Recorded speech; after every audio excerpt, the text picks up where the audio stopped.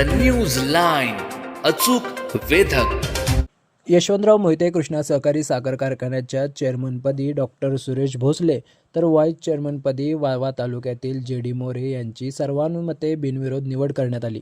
नुकत्याच झालेल्या पंचवार्षिक निवडणुकीत जयवंतराव भोसले सहकार पॅनेलने सर्व 21 जागांवर विजय मिळवल्यानंतर ही निवड प्रक्रिया पार पडली. निवडीनंतर कार्यकर्त्यांनी जल्लोष करत नवनिर्वाचित पदाधिकाऱ्यांचे अभिनंदन केले.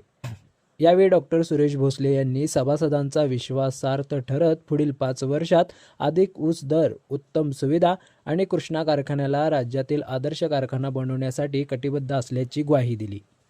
द न्यूज लाईनसाठी अमोल टकले, कराड. यशवंतराव मोहिते कृष्णा सहकारी साखर कारखाना हा पश्चिम महाराष्ट्रातला एक मोठा नावाजलेला कारखाना आहे.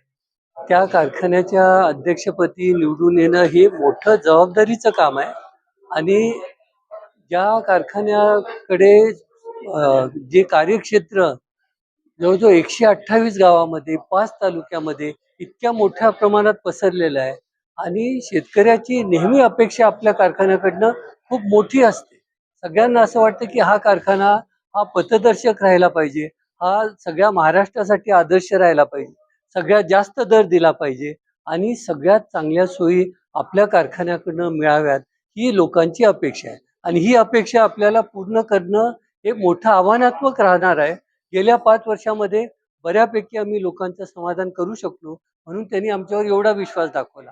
हाच विश्वास आता दृढ झाला पाहिजे, हा विश्वास कायम राहिला पाहिजे, याच्यासाठी आम्हाला प्रयत्न करायचा आहे. आता आमच्यामध्ये नवीन बरेच संचालक आहेत, उत्साही आहेत.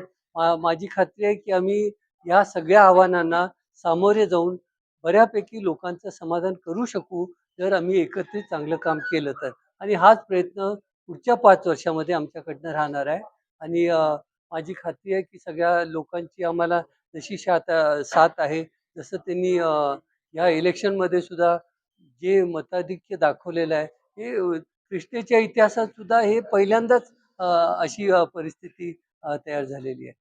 तेव्हा चांगलं आपण काम करण्याचाच प्रयत्न आम्ही करणार आहोत. आत्ता झालं त्याच्यापेक्षा कसं चांगलं काम होईल हाच प्रयत्न आमच्याकडनं होणार. प्रमुख आव्हान काय आहे? आता प्रमुख आव्हान असं आहे की लोकांची अपेक्षा आहे की FRP वाढली पाहिजे. आता FRP सरकारने वाढवली आणि सगळ्यात चांगला दर मिळावा हीच अपेक्षा असते आणि हेच आव्हान असतं आणि ह्याच्यासाठी आता पुढचा सीझन कसा असेल, रिकव्हरी किती राहील, साखरेचा दर काय राहील हे आम्हाला आज माहिती नाही. आम्हाला एकच माहिती आहे की FRP वाढली, आपल्याला गेल्या खेपेपेक्षा जास्त दर लोकांना द्यायचा आहे. त्याच्यामुळे हे आव्हान हे कायमस्वरूपी राहणार. आजच आहे असं नाही, दरवर्षी हे आव्हान राहणार आहे आणि हे सगळ्यात महत्त्वाचं हे आव्हान राहणार. द न्यूज लाईन, अचूक वेधक.